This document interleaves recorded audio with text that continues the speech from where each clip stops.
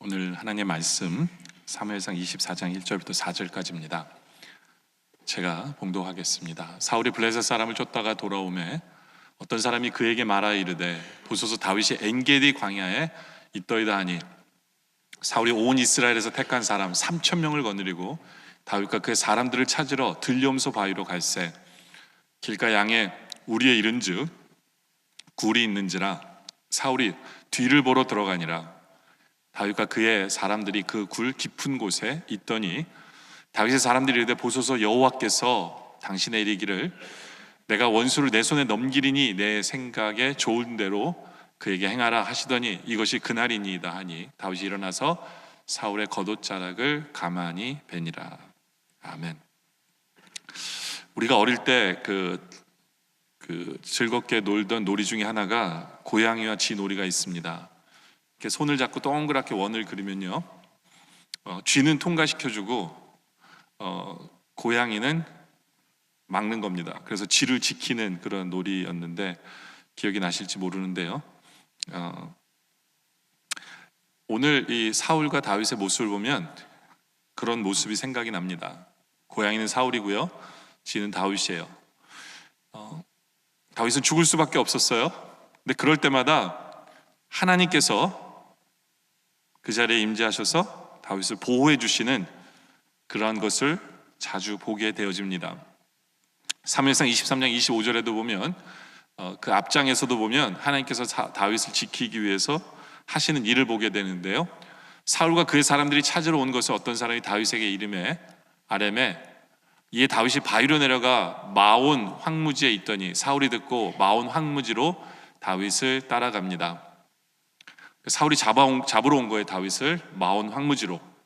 근데 사울이 산 이쪽으로 가며 다윗이 그의 사람들을 산 저쪽으로 가며 다윗이 사울을 두려워 급히 피하려 하였으니 이는 사울과 그의 사람들이 다윗과 그의 사람들을 에워싸고 잡으려 함이었더라. 점점 포위망이 좁혀옵니다.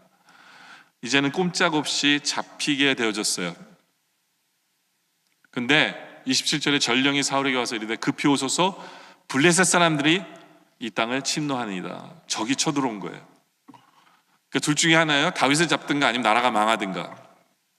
어떻게 합니까? 당연히 왕이 다윗 잡는 걸 지금 포기하고 거의 잡을 뻔했는데 못 잡고 전쟁터로 나갑니다. 28절에 이에 다윗이 다윗 뒤쫓기를 그치고 돌아와 블레셋 사람들을 치러 갔으므로 그곳을 셀리하마느 곳이라 칭하니라.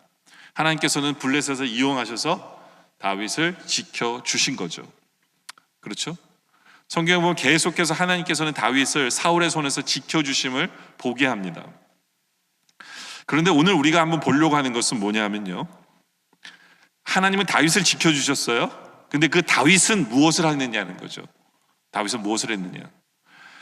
다윗은 자기를 죽이려고 한 사울에 대해서 어떻게 행동했느냐, 그걸 우리가 한번 보기를 원해요. 이게 굉장히 중요합니다. 왜냐하면 하나님은 다윗 편이 되어서 다윗을 지켜주시는데 다윗이 하나님이 원하시는 행동을 안 하면 여기 문제가 발생하잖아요. 그렇죠? 하나님이 다윗을 지켜주고 계시기 때문에 다윗도 하나님이 지킴을 받기에 합당한 삶을 살아야 되는 것, 이게 다윗의 삶의 모습이어야 돼요. 사울 왕에 대해서 제대로 행동을 했어야 돼요. 제대로 관계를 맺어야 되거든요. 그래서 우리는 바로 그것에 대해서 보려고 합니다. 다윗을 죽이려고 했던 그 원수. 근데 엄밀히 말하면 다윗에게 사울은 원수가 된 적이 없어요. 원수였던 적이 없어요. 우리가 볼 때는 다윗의 원수는 사울이라고 얘기하지만 다윗은 한 번도 사울을 원수라고 생각해 본 적이 없어요. 오히려 사랑합니다. 오히려 그를 인정합니다. 그런 모든 모습들이 하나님으로부터 보호받을 수밖에 없는 삶을 다윗이 살았던 거예요. 우리가 바로 그거에 대해서 한번 오늘 생각해 보려고 합니다. 그래서 오늘 설교 제목이 나를 힘들게 하는 사람과의 관계 속에서 우리는 어떻게 살아갈 것인가, 성도로서 하나님의 자녀로서 우리는 어떻게 살아가야 될 것인가에 대해서 다윗을 보면서 말씀을 나누길 원합니다. 첫째로 듣지 말아야 할 소리에 귀 기울이지 말아야 돼요. 사울은요 수많은 소리를 듣습니다. 그게 뭐냐면 이렇게 하면 다윗을 잡을 수 있다, 네? 여기 가면 다윗이 있다, 이런 소리에 귀를 늘 기울이는 사람이에요. 사무엘상 24장 1절에 보니까 사울이 블레셋 사람을 쫓다가 돌아오며 어떤 사람이 그에 말하되 이르되 보소서 다윗이 엔게디 광야에 있다라고 듣습니다. 이 사울의 신하들은요, 어떻게든지 다윗을 죽이려고 하는 사람이에요. 왜냐하면 혹시 다윗이 정권을 잡아버리면 사울 편에 들었던 자기들은 죽는 거잖아요. 그러니까 다윗은 죽어야 된다고 생각하기 때문에 어떻게든지 사울에게 다윗을 잡으려고 아이디어를 줍니다. 사울이 그 얘기를 들었어요. 어떻게 합니까? 2절에 사울이 온 일사에 택한 사람 3,000명을 거느리고 다윗과 그의 사람들을 찾으러 들렴소 바위로 갑니다. 군사 3,000명이에요. 전쟁을 경험해본 정예군 3,000명을 데리고 다윗을 잡으러 가요. 다윗에게는 지금 600명의 사람이 있습니다. 근데 600명은 군사가 아니에요. 이 600명은 누구냐면 원통한 자, 빚진 자, 환난당한 자예요. 힘없는 사람만 다윗은 데리고 다녀요. 그러니까 3,000명이 오면 싸울 수는 없어요. 도망가야 돼요. 숨어야 돼요. 3,000명이 이제는 다윗이 눈에 띄면 다윗은 죽은 목숨이에요. 근데 성경은 재미있는 게 뭐냐면 상황만 보면 다윗의 목숨이 사울에게 달린 것처럼 보이는데 스토리를 읽어보면 실제로는 사울의 목숨이 다윗에게 달려있는 것을 보게 하세요. 하나님께서 그렇게 하시죠. 그게 3절이에요. 길가 양에 우리의 이른즉 굴이 있는지라. 사울이 뒤를 보러 들어가니, 뒤를 보러 가는 건 큰 걸 보러 간 거예요. 큰 볼일 보러 들어간 겁니다. 근데 하필이면 그 동굴에 누가 숨어 있었냐면 다윗과 그의 사람들이 그곳 깊은 곳에 숨어 있었던 거예요. 그랬더니 그걸 본 다윗의 사람들이 뭐라고 얘기하냐면 4절에 다윗의 사람들이 이르되 보소서, 다윗에게 얘기합니다. 여호와께서 당신에게 이르시기를 내가 원수를 내 손에 넘기리니 내 생각이 좋은 대로 그에게 행하라 하시더니 하나님의 말씀을 인용하면서 이건 하나님의 뜻이다라고 얘기하면서 이제 오늘이 그날입니다. 가서 죽이세요 라고 다윗을 따르던 사람들이 이야기를 합니다. 다윗보다 그 사람들도 흥분했어요. 이번이 기회다. 그런데 다윗은 그 얘기를 듣고 사울에게 조심스럽게 접근을 합니다. 근데 접근을 하고는 다윗이 한 일이 뭐냐면 칼로 찌른 게 아니라 그 칼로 사울의 옷자락 끝을 베 가지고 가져만 옵니다. 가져만 와요. 사람들이 난리가 나겠죠. 왜 안 죽였냐고. 그랬을 때 다윗이 그런 얘기를 해요. 6절에 자기 사람들에게 이르되 내가 손을 들어 여호와의 기름 부음을 받은 내 주를 치는 것은 여호와께서 금하시는 것이니 그는 여호와의 기름 부음 받은 자가 됨이라. 기름 부은 자는 내가 어떻게 할 수 있는 게 아니다. 내가 그를 죽여서는 안 된다라고 다윗이 이야기를 합니다. 참고로 우리 시대의 기름 부은 자는 누구예요? 네? 목사만 아니에요. 우리 모두가 다 성령의 기름 부은 사람입니다. 그러니까 우리 모두는 마음대로 해서는 안 되는 거예요. 우리 모두는 기름 부은 자이기 때문에 우리는 원수를 못 갖게 되어 있어요. 다윗은 그걸 알고 있는 사람이에요. 다윗은. 근데 사람들이 난리가 나요. 그럼 우리가 죽이겠습니다. 그렇죠? 7절에 근데 다윗이 말합니다. 다윗이 말로 자기 사람들을 금하여 사울을 해하지 못하게 합니다. 그리고 사울은 그 사이에 굴에서 나가 버립니다. 어쩌면 다윗을 따르던 사람들 눈에 볼 때 다윗은 답답한 사람일지 몰라요. 도대체 앞뒤가 막혀 있는 사람이다. 어떻게 이럴 수 있을까? 그러나 그 상황 속에서 다윗은 하나님의 뜻이 뭔지를 아는 사람이었어요. 다윗은 엉뚱한 소리를 듣지 않습니다. 하나님의 뜻만 선택합니다. 여러분들 이 시대는요 자꾸 우리에게 그런 얘기를 해요. 저 사람이 없어야 네가 올라가 라고 이야기를 합니다. 그렇기 때문에 네가 올라가기 위해서는 수단 방법을 가리지 말아야 돼 라고 이야기를 하는 경우가 참 많습니다. 우리는 그런 시대 속에 살고 있어요. 그런 시대이기 때문에 우리는 더 우리의 귀가 바른 것에 반응하고 듣지 말아야 될 것은 닫아버려야 됩니다. 그럼 어떤 소리를 우리는 닫아야 되느냐? 첫째, 다른 사람의 말을 닫아야 됩니다. 특별히 이 다른 사람의 말은 어떤 말이냐면 그 사람을 실족해 하는 말, 그 사람을 넘어지게 하는 말, 그 사람을 쓰러뜨리는 말은 듣지 말아야 합니다. 다윗의 옆에 다윗을 따르는 사람들은 이야기합니다. 지금이 기회다. 저 사람 죽이라고 이야기합니다. 다윗은 듣지 않았어요. 그 말을 듣지 않고 하나님의 뜻을 선택합니다. 반대로 사울은 늘 뭐합니까? 자기의 부하들의 말을 들어서 다윗을 잡으려고 다니는 사람이었어요. 사울은 늘 다른 사람의 말을 들어요. 예? 다윗이 왕이 돼서 당신의 가족들을 죽일 수 있습니다. 뭐 이런 소리만 듣는 거예요. 그런 소리를 듣고 다윗을 죽이려고 합니다.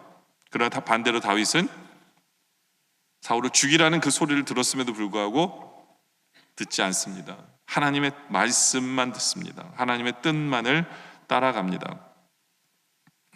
여러분들, 사랑과의 관계 속에서 우리는 이걸 꼭 지켜야 돼요. 특별히 누군가 나를 힘들게 하면요, 내 주위에 있는 친한 사람들이 저에게 우리 내 편이다라고 얘기하면서 더 얘기해요. 듣지 마세요. 듣지 마세요. 그 사람을 실족해 하는 말은 우린 들으면 안 돼요. 그 사람을 세우는 말은 우린 듣지만 그 사람에 대해서 안 좋은 얘기, 실족해 하는 말은 우린 들어서는 안 돼요. 우리는 하나님 말씀만 들어야 되죠. 그렇죠? 우리의 문제는 너무 우리 친한 사람들에게 귀가 열려 있다는 게 문제예요. 우리의 문제를 분명히 알기를 원합니다. 두 번째는 내 힘으로 할 수 있다는 소리를 듣지 말아야 합니다.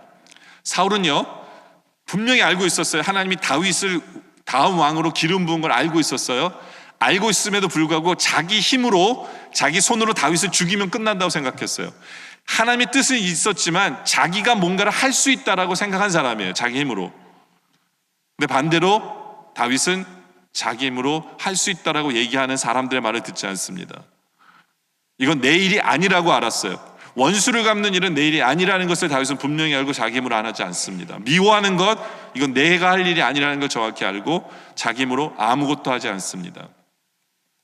다윗은 이것을 분별할 줄 아는 사람이었어요. 요즘 시대는 자신의 운명을 자신이 개척하는 시대라고 얘기할지 모르지만 아닙니다. 우리가 운명의 역전을 위해서 불철주야 수고하고 계시는 분들도 많아요. 물론 하나님의 뜻이면 우리는 최선을 다해야 돼요. 그러나 하나님의 뜻은 내가 한다고 굳이 이루어지는 게 아니에요.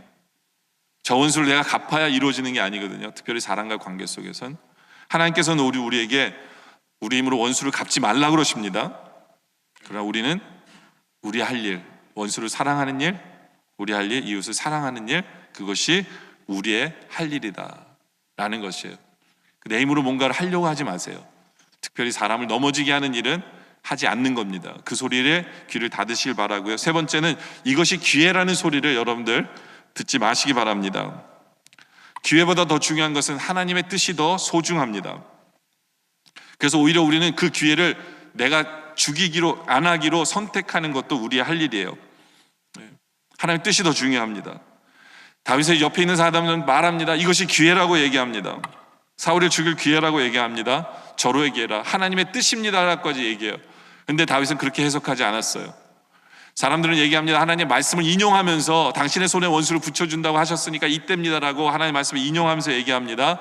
그러면서 이것이 기회라고 얘기합니다. 그러나 다윗에게는 분명 하나님의 말씀이 있었어요. 하나님 기름 부은 자는 내가 손을 대면 안 된다는 걸 알고 있었기 때문에 다윗은 그것이 기회가 아님을 압니다. 모든 사람이 기회라고 얘기합니다. 그러나 다윗은 분명히 알아 이것은 기회가 아니라는 것을. 여러분들, 우리에게 분별력이 필요해요. 그래서 많은 분들은 나에게 좋은 거면 이건 하나님 주신 기회라고 무조건 얘기해요. 아니에요. 어쩔 때는 사탄이 주는 기회일 수도 있어요. 만약에 다윗이요, 이것이 기회라고 생각해서 사울을 죽였잖아요. 그럼 어떤 일이 벌어지는지 아세요? 다윗은 그때부터 뭐 한 사람입니까? 구테타 일으키는, 역모를 일으킨 사람이에요. 그래서 왕이 된 사람이에요. 그게 평생에 쫓아다닙니다. 평생에. 왕이기 때문에 다윗을 죽으려고 해도 그것은 문제가 크게 되지 않아요. 근데 신하가 왕을 죽이고 왕이 되잖아요. 그건 역모예요. 그 기회가 아니에요. 오히려 다윗을 망치는 기회일 수 있었어요. 다윗은 그것을 쫓지 않았어요. 분별력이 있었다는 거예요. 여러분들, 고린도서에 보면 9가지의 은사가 있는데 은사의 제일 앞부분의 은사가 뭐냐면 지혜의 말씀, 지식의 말씀의 은사예요. 그게 무슨 얘기냐면 이 두 가지가 우리에게 분별력을 주기 때문에 이 은사가 우리에게 꼭 필요합니다. 이것이 기회라고 그러는데 하나님이 주신 기회인지 아니면 사탄이 주신 기회인지를 구별할 수 있는 분별력이 우리에게 있어야 돼요. 물론 다윗은 이것을 기회로 이용했어요. 어떤 기회로? 사랑하는 기회로 이용했어요. 사울왕의 마음을 바꾸는 기회로 이용했어요. 어떻게 해요?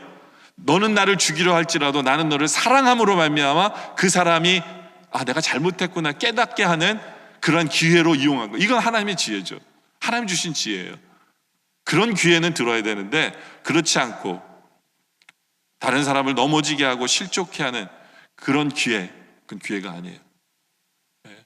만약에 나를 힘들게 하는 사람에 대해서 안 좋은 얘기가 들리고 뭐 그 사람이 뭘 잘못했다는 얘기가 들린다면 그거는 기회가 아니에요. 그 사람을 항상 상대방을 넘어뜨릴 기회는 하나님 주신 기회가 아니에요. 항상 사람을 세워주고 사랑할 것은 기회입니다. 이것을 분별할 수 있는 우리들이 돼야 된다라는 거죠. 바로 이러한 것들이 우리가 사람과의 관계 속에서 꼭 지켜야 되는 부분입니다. 두 번째로는 나의 잘못에는 예민하고 남의 잘못에는 둔감해야 돼요. 다윗 같은 경우 보면 사무엘상 24장 5절에 보면 다윗이 그런 얘기를 합니다. 그 옷을 잘라냈잖아요. 그리한 후에 사울의 옷자락 뱀으로 말미암아 다윗의 마음이 찔렸다 라고 얘기합니다. 아니 지금 사울은 자기를 죽이려고 한 사람인데 그 사람의 옷을 조금 자른 것이 다윗의 마음이 찔린 거예요. 이게 회개가 되는 거예요. 무슨 얘기입니까? 상대방의 죄는 보지 않아요. 다윗은 자기를 늘 돌아보면서 자기가 회개해야 될 것, 자기가 잘못한 것이 무엇인가를 늘 생각하는 사람이에요. 그래서 죄의 경중을 따지는 게 아니라 그래 네가 너 나빴으니까 난 이건 이해가 돼, 그런 게 아니에요. 그래도 왕의 옷을 내가 잘랐다는 것 자체는 이게 내가 잘못이구나. 바로 이거예요. 여러분들 보통 사람은 어떠합니까? 보통 사람은 자신의 잘못에는 둔감하고요, 남의 잘못에는 예민합니다. 그래서 자기 자신에게는 한없이 관대하고 남에게는 한없이 철저한 게 요즘 사람이에요. 근데요, 하나님께 복을 누리는 사람은요, 하나님께 주신 복을 누리는 사람은 자신에게는 철저하고 남에게는 관대해야 돼요. 그건 하나님이 하실 일이에요. 그 사람의 죄에 대해서는 하나님이 알아서 하실 일이에요. 나는 나를 돌아보며, 오히려 그 사람을 보면서 나를 돌아보면서 내가 회개할 것이 없는가를 돌아볼 때 인간관계에 있어서도 승리하게 됩니다. 세 번째로는 상황에 좌우되는 사람이 아니라 일관된 사람이었어요. 다윗은 일관된 사람. 8절에 보니까 그 후에 다윗도 일어나 굴에서 나가 사울의 뒤에서 외쳐 이르되 내 주 왕이여. 여러분들, 다윗은요 처음부터 사울의 신하였고 사울 왕이 자기를 죽이려 하는 그 순간에도 다윗은 그 사람의 신하라고 항상 똑같이 대해요. 사울 왕을 항상 똑같이 일관되게 변하지 않아요. 상황에 의해서 그 사람을 어떻게 대하는 게가 바뀌지 않아요. 항상 똑같아요. 뭐라고 얘기합니까? 당신은 나의 주인이십니다. 당신은 나의 왕이십니다. 그리고 어떻게 합니까? 그 왕 앞에서 사울이 돌아보는지라 다윗이 땅에 엎드려 왕에게 절을 합니다. 신하로서 모든 것을 그대로 해요. 상황이 어떻든지 간에 다윗은 변화하는 사람이 아니에요. 변화없는 사람이에요. 바로 이것이 이 다윗의 모습이기 때문에 신앙생활도 그렇게 해요. 하나님 앞에서도 그렇게 하는 거예요. 힘들고 어려워도 좀 하나님 앞에 우리가 신앙생활 하다 보면 좀 우리가 잘 몰라서 섭섭한 경우도 생겨요. 근데 상황이 바뀌어도 변하지 않는 믿음을 소유하는 것, 이것이 하나님 앞에서도 중요한 거예요. 다윗은 하나님 앞에서도 변함이 없어요. 꾸준한 거예요. 일관되게 하나님을 제대로 섬기고 왕을 제대로 섬기는 사람이다 라는 거죠. 그렇죠? 바로 이것이 바로 이러한 다윗의 모습 때문에 드디어 사울 왕이 변화되기 시작합니다. 변화되기 시작해요. 9절에 보니까 다윗이 사울에게 이르되 보소서 다윗이 왕을 해하려 한다고 하는 사람들의 말은 왕은 어찌하여 들으시니까. 사울은 이때까지 다른 사람의 말 너무 많이 들었어요. 그죠? 다윗이 얘기하는 거예요. 왜 다른 사람 말을 들으십니까? 오늘 여호와께서 굴에서 왕을 내 손에 넘기신 것을 왕이 아셨을 것이다. 왜 증거가 있잖아요. 어떤 사람이 나를 권하여 왕을 죽이라고 하였습니다. 그러나 내가 왕을 아껴 말하기를 나는 내 손을 들어 내 주를 해야지 아니하리니 그는 여호와의 기름 부음 받은 자이니라 라고 얘기하며 요것만 뱉습니다 라고 사울 왕에게 이야기를 합니다. 계속해서 11절에 보면 그러면서 내 아버지여 라고 얘기해요. 여러분들, 다윗은 사울 왕을 사랑했어요. 그래서 뭐라고 불러요? 아버지여 라고 부르죠. 왜냐하면 자기 친구의 아버지이기 때문에 아버지라고 부르는 거예요. 정말 아버지처럼 대하는 거예요. 내 아버지여 보소서 내 손에 있는 왕의 옷자락을 보소서. 내가 왕을 죽이지 아니하고 겉옷자락만 베었은즉 내 손에 악이나 죄가가 없는 줄 오늘 아실지니이다. 왕은 내 생명을 찾아 해라 하시나 나는 왕에게 범죄한 일이 없습니다 라고 이야기합니다. 그러면서 여호와께서 나와 왕 사이에 판단하사 여호와께서 나를 왕에게 보복하시려니와 내가 잘못 있으면 하나님이 나를 치실 겁니다. 예? 또 왕이면 하나님이 알아서 하실 일입니다. 그러나 내 손으로는 왕을 해야 하지 않겠습니다 라고 왕에게 약속을 합니다. 그때 사울이 감동을 받아요. 그래서 16절에 다윗이 사울에게 이같이 말하기를 마치며 사울이 내 아들 다윗이 이것이 내 목소리냐 하고 소리를 높여 웁니다. 이건요 가짜로 우는 거 아니에요. 정말 감동을 받았어요. 감동을 받았어요. 여러분들, 저는요 우리 성도들이 그랬으면 좋겠어요. 나를 힘들게 하는 성도, 그 사람을 감동시킬 줄 아는 행동을 할 줄 아는 우리들이었으면 좋겠어요. 여러분들, 죽이려고 하는 사울도 감동받아가지고 눈물을 흘릴 수 있게 만든 게 다윗이었어요. 그것이 우리 성도들이길 원해요. 그래서 다윗에게 말합니다. 다윗에게 이르되 나는 너를 학대하되 너는 나를 선대하니 너는 나보다 의롭다. 의롭다. 내가 나 선대한 것을 오늘 나타냈으니 여호와께서 나를 내 손에 넘기셨으니 써나 내가 나를 죽이지 아니하였구나. 그러면서 사람이 그의 원수를 만나면 그를 평안히 가게 하겠느냐? 근데 널 나를 원수로 여기지 않으니까 나를 평안히 가게 하는 게 맞다. 그래서 내가 오늘 내게 행한 일로 말미암아 여호와께서 내게 선으로 갚으시기를 원하노라. 다윗을 축복하기까지예요. 변화된 거죠. 바로 이것이 우리들이길 원해요. 우리가 나를 힘들게 하는 사람을 정말 사랑할 줄 알므로 말미암아 그 사람이 감동받고 그 사람이 변화되는 그러한 삶을 우리가 살아가는 길 원해요. 네. 다윗은 결국에 나를 힘들게 하는 사람에게 감동을 주는 사람, 그 사람으로 변화되게 하는 사람으로 한 사람이었어요. 그러면서 사울이 얘기합니다. 보라, 나는 내가 반드시 왕이 될 것을 알고 이스라엘 나라가 내 손에 견고히 설 것을 아노니. 인정하죠. 네가 내 다음에 왕이다. 그래서 한 가지 약속을 해달라고 얘기합니다. 그런지 너는 내 후손을 끊지 아니하며 내 아버지 집에서 내 이름을 멸하지 아니할 것을 이제 여호와를 내게 맹세하라. 내 아들들과 내 식구는 살려달라고 얘기합니다. 이 다윗의 바른 행동이 하나님의 뜻마저도 보게 하는 거예요. 상대방으로. 하나님 뜻마저도. 그렇게 얘기하니까 22절에 다윗이 사울에게 맹세하여 하매 사울은 집으로 돌아가고 다윗과 그 사람들은 요새로 올라갑니다. 참 기가 막히죠. 나를 죽이려 하는 사람이 나를 축복하게 만들고요, 감동하게 만들고, 울게 만들고, 변화되게 만들고요, 나를 인정하게 만드는 그러한 삶, 그러한 삶을 살 줄 아는 우리들이기를 원합니다. 근데 제가 세 가지 얘기했는데 어떤 면에서 네 번째 포인트가 더 중요할지도 몰라요. 네 번째 포인트는 뭐냐면 우리는 다윗이 아니라 사울일 때가 많습니다.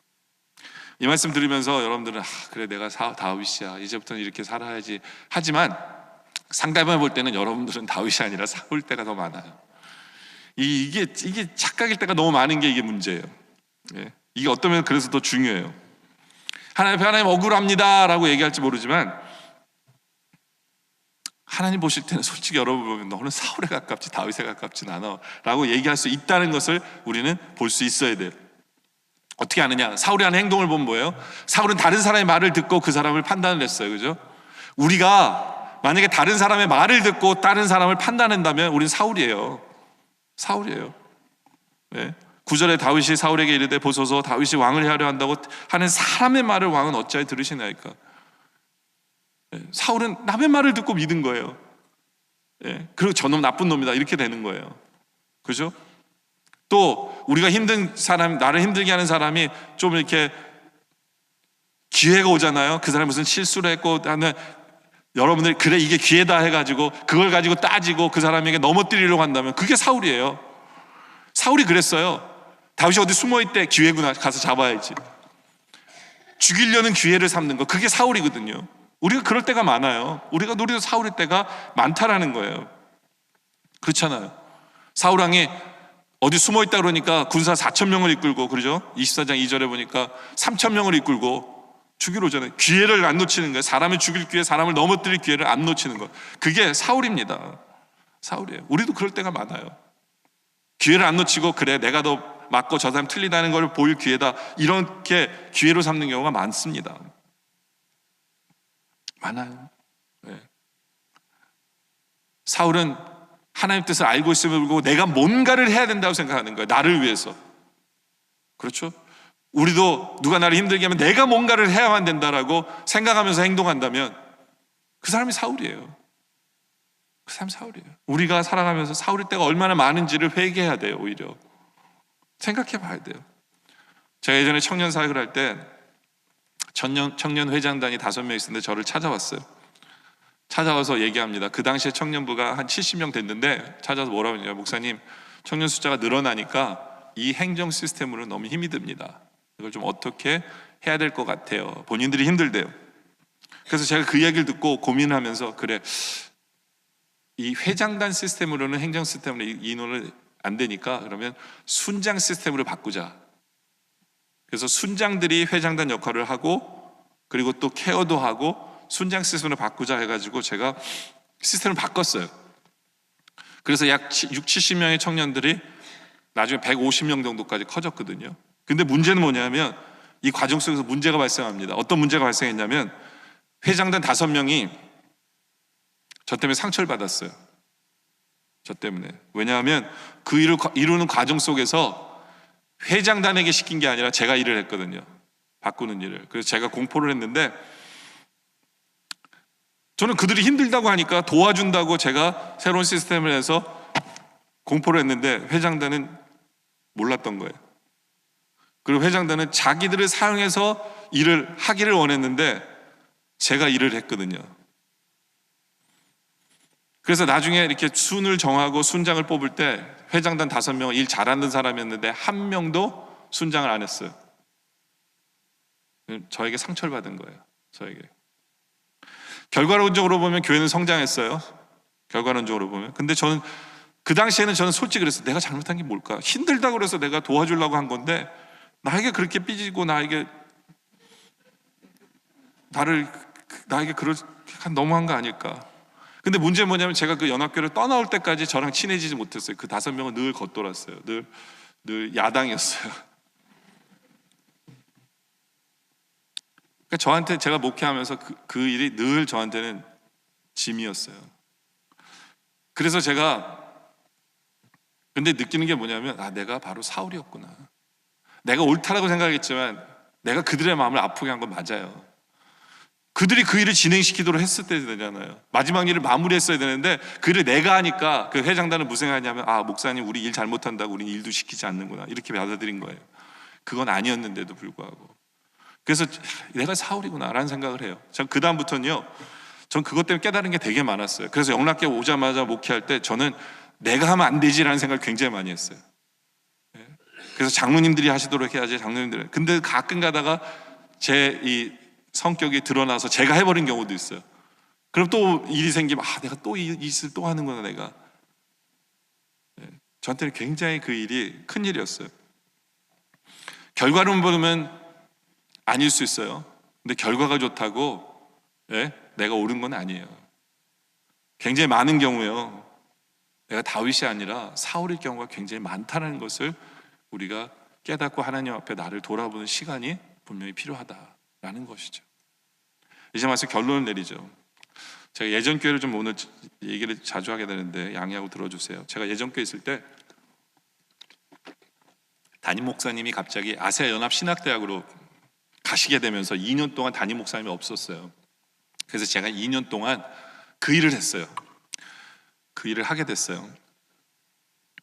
근데 그 일 중에 하나가 뭐냐면, 주일날 설교하는 거, 결혼식 주례, 장례식, 성찬식 이런 거 제가 다 이제 하게 됐는데, 어느 날 그날은 성찬식을 인도하는 날이었어요. 성찬식 인도를 잘하고, 그리고 예배가 다 끝나고, 그리고 그 교회는 이제 오후에 전교인 성경 공부가 있어요. 저녁 예배 대신에.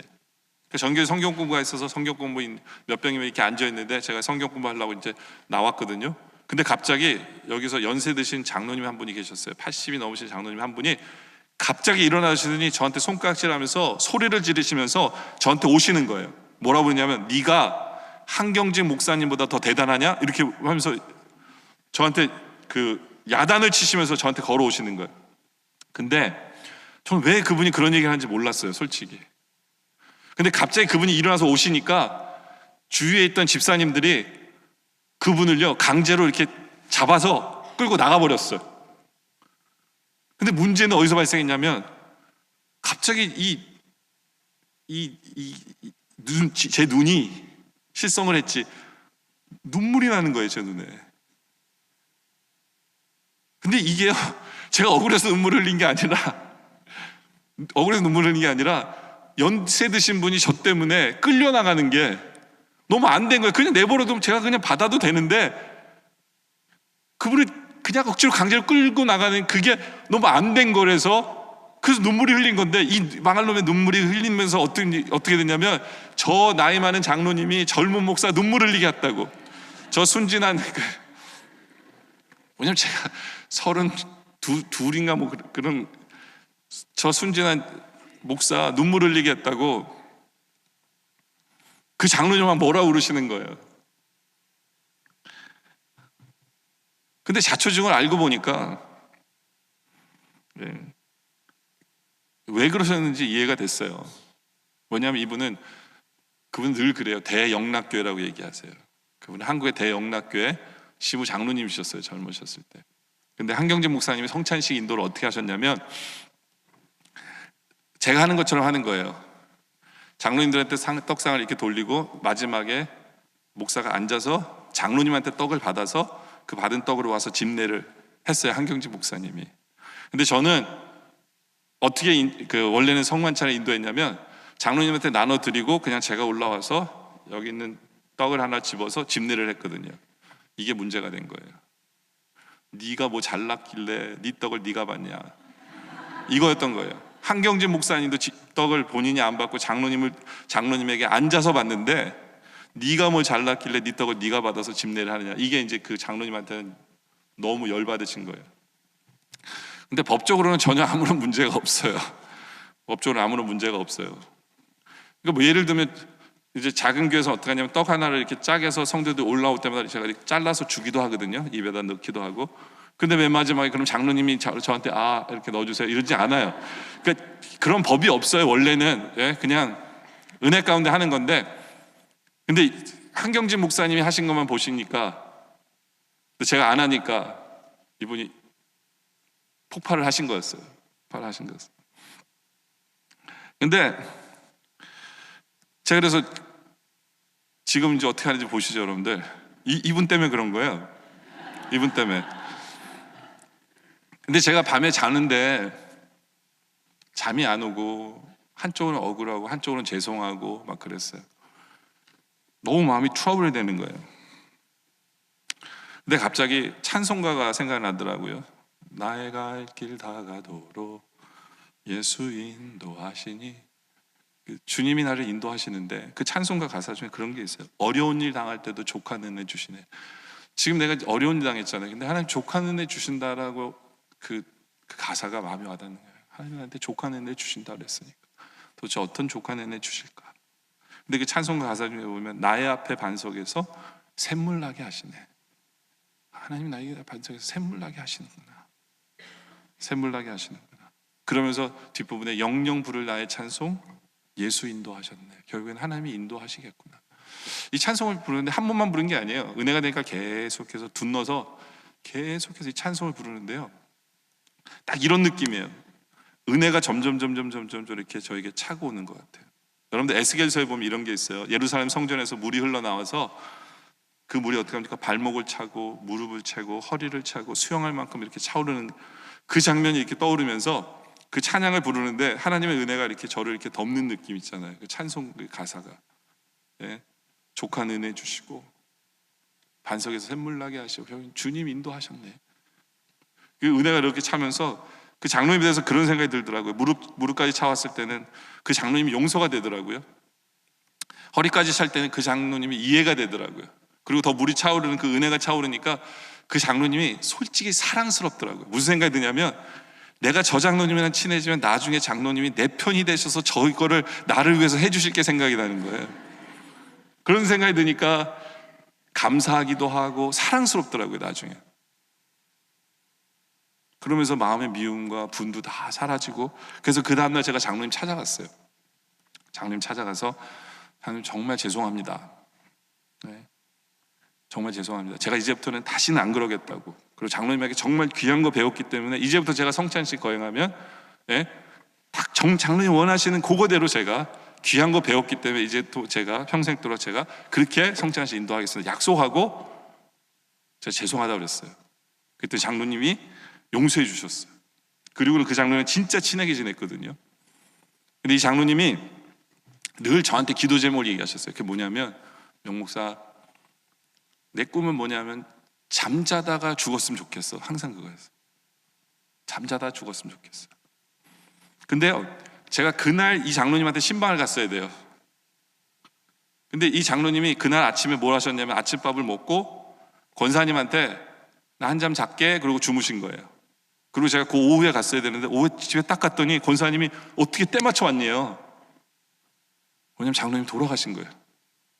딱 그렇게 아침에 일어나셔서 아침 식사하시고 와이프한테 명목사 오기 전에 나 잘게 했는데 그러고 돌아가신 거예요. 하나님 기도를 그대로 응답하셨어요. 그러니까 권사님이 너무 잘 왔다고, 너무 감사하다고, 예? 그러면서 제가 장례를 인도했거든요. 하나님이 그 장로님 너무너무 사랑하신 분 맞아요. 사랑하신 분 맞아요. 네. 그래서 정말 하나님이 사랑하시는 분이 맞구나 라는 걸 제가 확인하는 시간이었는데, 근데 저는요 이런 것들이 목회하면서 잊혀지질 않아요. 목회하면서, 근데 이게 다 감사하게 영락교회 오기 전이에요. 뭐 미워하는 사람도 얼마나 많았는지도 모르고 트러블 되는 사람도 많았었어요. 제가 어떤 청년도 되게 미워한 청년도 있었거든요. 근데 너무 미워하는데 이게 설교도 힘들고 막 모든 게 힘들잖아요. 근데 앞에서 찬양을 이렇게 인도하는데 그 교회는 이렇게 십자가가 있는데 갑자기 십자가를 이렇게 보는데 하나님 그런 얘기를, 예수님 그렇게 얘기하시는 것 같아요. 야, 너만 사랑한 게 아니야. 저 십자가는 그 청년을 위해서 내가 십자가 진 거야. 주님께서 그런 얘기 하셨을 때 저는요 그때도 그래서 항상 그런 생각을 해요. 나만을 위한 십자가 아니라 저 사람을 위해서 십자가 지신 게 맞구나. 네? 하나님 나만 사랑하시는 게 아니라 저 사람도 사랑하셔서 저 사람도 사랑하셔서 십자가를 지셨는데 내가 저 사람 보러 뭐라 그러면 이건 내가 하나님 욕하는 것밖에 안 되잖아요. 그런 경험들이요, 그런 수많은 경험들이 하나님이 저를 경험하게 하시더라고요. 어떻게 보면 여러분 제 자랑한다고 여러분들 들을 수도 있어요. 근데 이 훈련이 저의 목회가 얼마나 감사한지 몰라요. 저는 그래서 영락교에서 저는 한 번도 누구 미워한 적 없어요. 네. 원수도 없었고요. 네. 정말 감사하게 영락교회는 그런 분 없이 그 훈련을 받고 나니까 뭐 이해 못할 분이 아무도 없었어요. 화딱지 나는 분도 아무도 없었어요. 마음 상한 적도 없었어요. 네.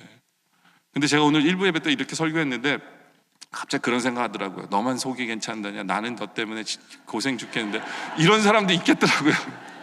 죄송합니다, 저만 괜찮아서. 네. 갑자기 그런 생각도 들더라고요. 네. 그런 분이 있을 거예요. 있을 거예요. 네. 근데 개인적으로 저 찾아오세요. 제가 진짜로 들어보고, 전 무조건 미안하다고 안 그래요. 들어보고 미안하다고 할 수 있으면 그러죠. 왜 제가 미안하다고 쉽게 안 하냐면 오늘 아침에도 그러더라고요. 오늘 아침에 새벽에 일찍 일어났더라고요. 옆에 보니까 우리 와이프가 일찍 깼더라고요. 그래서 아침에 그랬어요. 왜 이렇게 일찍 일어났어? 내 코 고는 것 때문에 일어나냐 그랬더니 그렇대요. 그러면서 나한테 미안하지 그러더라고요. 그래서 나는 미안하다는 얘기를 할 수가 없었어요. 왜냐면 저는 미안하다고 얘기하려면 다음부터는 안 그래야 되잖아요. 근데 코 고는 건 내 마음대로 되는 게 아닌데 어떻게 미안하다고 얘기해요. 그래서 저희 와이프한테 그랬어요. 미안한데 미안하다고 할 수 없다고. 내 힘으로 안 되기 때문에 또 그럴 건데.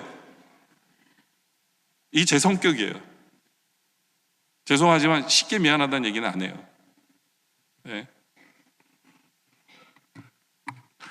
그렇지만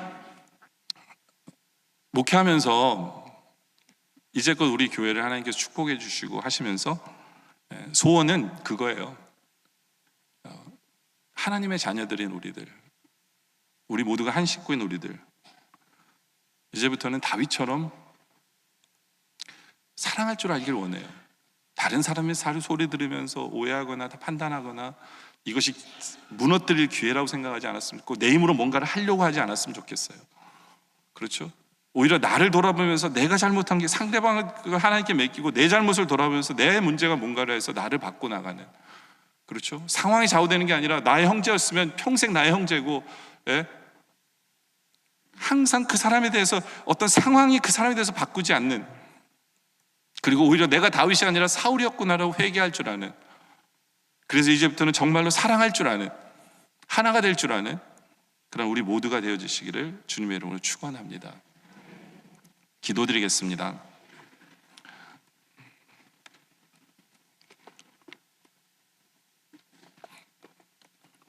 아버지 하나님, 참 신앙생활이라는 게 쉽지가 않습니다.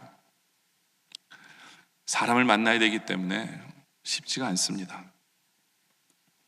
억울할 때도 있고 힘들 때도 있고, 그러나 하나님 아버지, 오늘 말씀을 우리 마음속에 새겨주시옵소서. 다른 사람 얘기 들으면 그 사람 판단하지 않게 하여 주시옵소서. 내 힘으로 뭔가를 할 수 있다라고 착각하지 않게 하여 주시옵소서. 원수 갚는 일은 우리 할 일이 아닙니다. 미워하는 일은 우리 할 일이 아닙니다. 오히려 사랑하는 것이 우리 할 일임을 기억하게 하여 주시옵소서. 이것이 기회다라고 생각되지 않게 하여 주시옵소서. 사람을 세우는 것은 기회지만 사람을 넘어뜨리고 아프게 하는 것은 기회가 될 수 없음을 분명하게 알려주시옵소서. 아버지 하나님, 나의 잘못에 예민하고 다른 사람에게는 둔감하게 하여 주시옵소서. 상황에 좌우되는 사람이 아니라 한 번 형제는 영원한 형제고, 한 번 사랑하기로 한 사람은 영원히 사랑할 줄 아는 변함없는 그런 믿음을 소유하게 하여 주시옵소서. 아버지 하나님, 우리는 다윗이 아니라 사울일 때가 더 많았음을 회개합니다. 내가 사울이었습니다. 주님, 이제는 제대로 회개하고 제대로 섬으로 말미암아 사랑할 줄 알게 하여 주시옵소서. 우리 온 교회 성도들이 사랑할 줄 말미암아 우리 교회가 사랑이 넘치고 하나가 되고 하나님을 기쁘시게 하고 하나님의 영광을 나타내는 그런 아름다운 교회로 세워가게 하시고, 그러기 위해서 계속해서 우리가 변화되고 사랑할 줄 알게 하여 주시옵소서. 오늘 말씀에 감사드리며 예수님의 이름으로 기도드립니다. 아멘.